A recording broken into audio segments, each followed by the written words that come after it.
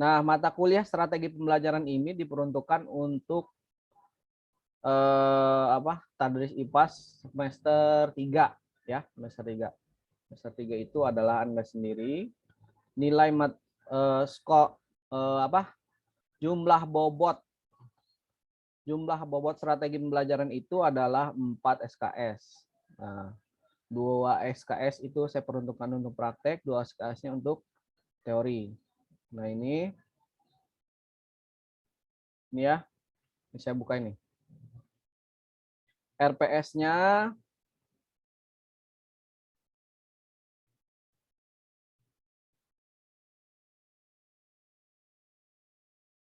nah,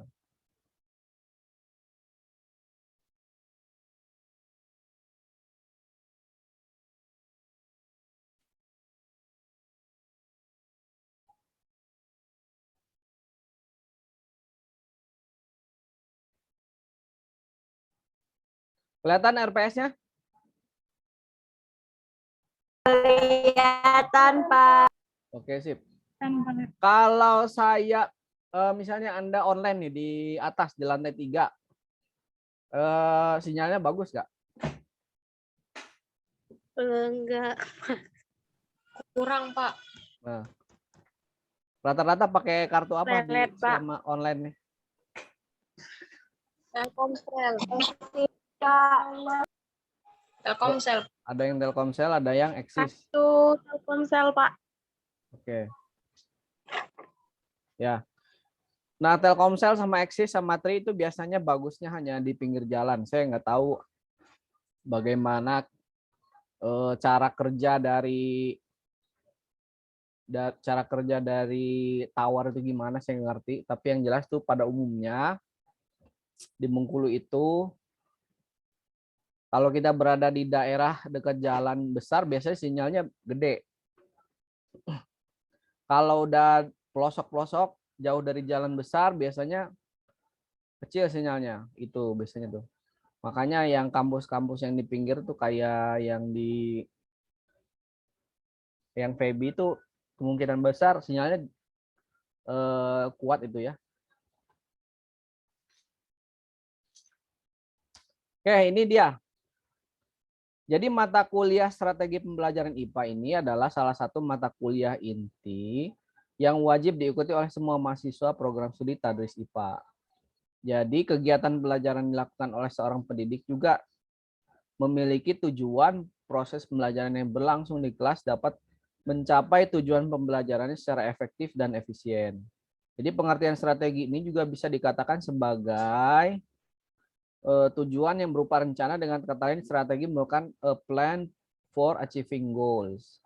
Mata kuliah ini membahas tentang pengantar strategi pembelajaran IPA dari mengajar menjadi pembelajaran dan pendidik sebagai suatu profesi, pengembangan strategi pembelajaran, pengembangan perangkat pembelajaran, komponen strategi pembelajaran, metode-metode pembelajaran, model pembelajaran, strategi, media, strategi implementasi, kemudian bagaimana model pembelajaran itu dituangkan ke dalam perangkat pembelajaran, kemudian menganalisis kebijakan.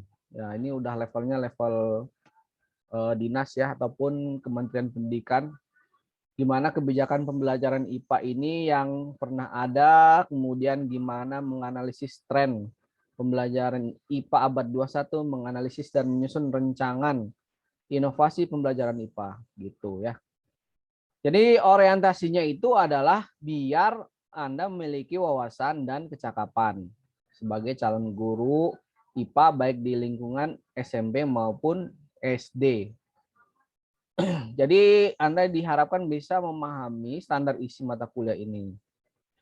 Nah, materi pokoknya apa aja? Materi pokoknya itu adalah pengantar strategi pembelajaran IPA ya, menjadi pembelajaran dan mendidik sebagai suatu profesi. Kemudian pengembangan strategi pembelajaran, setelah itu pengembangan perangkat, komponen strategi pembelajaran, metode-metode pembelajaran, model pembelajaran, strategi pengembangan media, strategi implementasi pengembangan model pembelajaran dalam perangkat pembelajaran, analisis kebijakan pembelajaran IPA abad 21 gitu, analisis tren dan menganalisis rancangan inovasi. Nah, ini referensi yang bisa saya himpun dan saya bisa rekomendasikan kepada Anda semua itu adalah teori-teori belajar yang disusun oleh Dahar, kemudian kemampuan dasar mengajar, kemudian Pak Jamarah nih ya. Pak Jamarah ini legend ya, artinya dosen senior yang sudah legend, banyak sekali kutipan dari buku-bukunya dikutip oleh mahasiswa tingkat akhir gitu. Saya pernah bertemu langsung dengan beliau. Beliau ini adalah dosen UIN Antasari, Kalimantan Selatan. Saya pernah bertemu beliau di Makassar waktu itu. Kemudian Joyce, kemudian Mulyayasa, kemudian Wena Adeni, strategi pembelajaran inovatif kontemporer.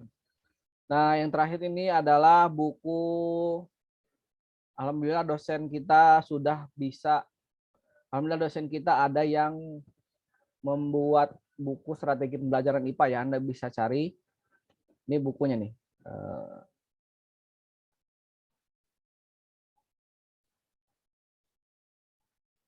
Bentar ya. Strategi pembelajaran IPA.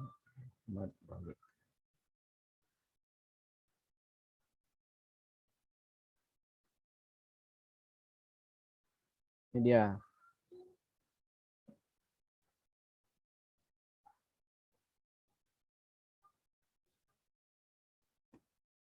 Nah, di bukunya banyak dijual ya di internet. Bukunya Pak Ahmad Walid 2 baris sendiri. Di Pustaka Pelajar ada, di Shopee ada, kemudian Tokopedia ada. Tuh bahkan bilangnya ini best seller.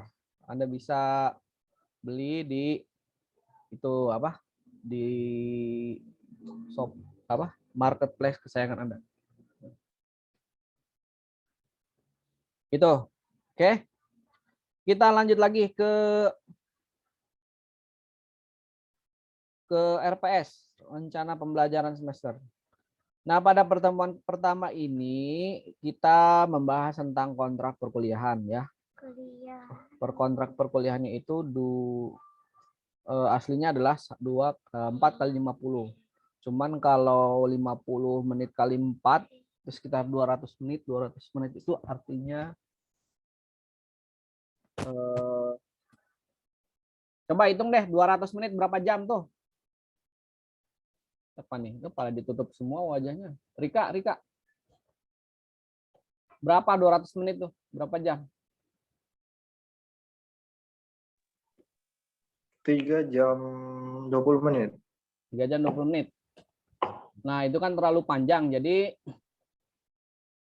kalau misalnya dilakukan pertemuan secara langsung ini sangatlah apa ya namanya? Bukan bosankan ya. Artinya daya konsentrasi setiap orang itu kan berbeda-beda ya. Ada yang konsen penuh selama 3 jam itu, ada yang konsen, ada yang enggak gitu. Jadi lebih baik 2 jam tapi efektif. Nah, 2 jam berikutnya lagi 2 SKS pertama itu kita lakukan di kelas, kemudian 2 SKS berikutnya Anda praktik mandiri, karena strategi pembelajaran ini bagaimana Anda bisa mengimplementasikan strategi pembelajaran di dalam kegiatan belajar mengajar ya. Jadi ini dalam mata kuliah ini merupakan wahana Anda untuk bisa mempraktikkan apa yang ada di dalam teori. Saya rasa untuk bisa mengimplementasikan ini sulit ya kalau tanpa referensi. Nah, silakan Anda beli. Saya tekankan untuk beli. Tidak ini beli bukunya atau bisa cari di internet aja buku, cari yang PDF gitu ya.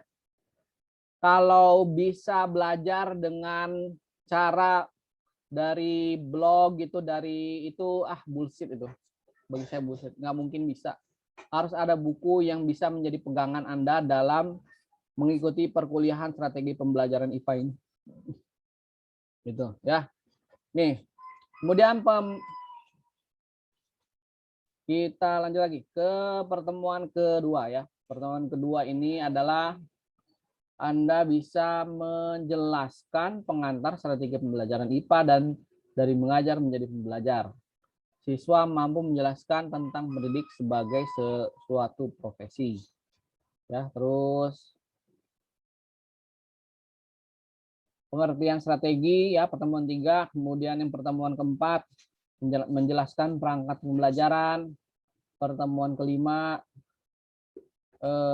komponen strategi pembelajaran IPA, yang keenam metode pembelajaran, dan seterusnya. Ini nanti saya akan kasih ya.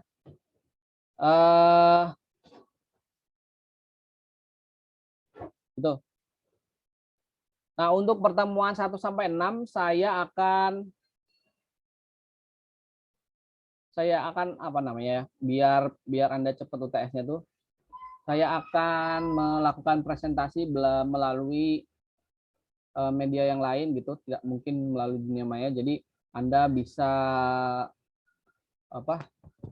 explore sendiri. Saya akan memberikan tugas-tugas sehingga Anda bisa ini apa sih namanya? Bisa mengeksplor, kemudian memahami komponen-komponen apa saja yang harus dipelajari selama perkuliahan ini gitu ya. Nah, selain itu juga ada praktik. Anda diharapkan bisa praktik dalam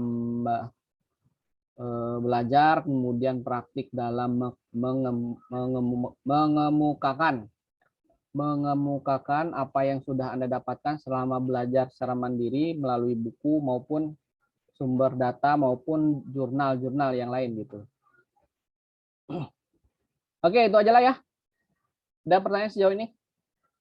Sedikit aja untuk pertemuan pertama, pertemuan 2 sampai 7 nanti saya akan pakai media yang lain gitu.